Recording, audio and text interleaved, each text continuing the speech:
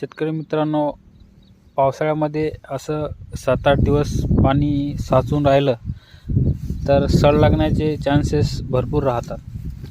शेतकरी मित्रांनो, त्यासाठी आपल्याला जैविक ॲप्लिकेशन देणं खूप महत्त्वाचं आहे. त्यासाठी ट्रायकोडर्मा, सुडोमोनास, आपलं NPK कन्सर्ट हे ॲप्लिकेशन देणं खूप महत्त्वाचं असते. त्याच्यामुळं आपला सड रोग लागण्याची शक्यता खूप कमी होऊन जाते.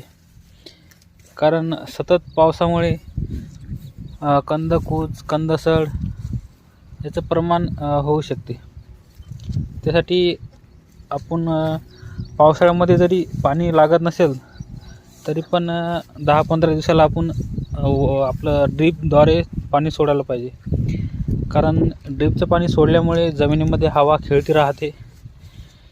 त्याच्यामुळे मातीमध्ये हवा खेळती असल्यामुळे आपल्याला खूप असा फायदा होतो.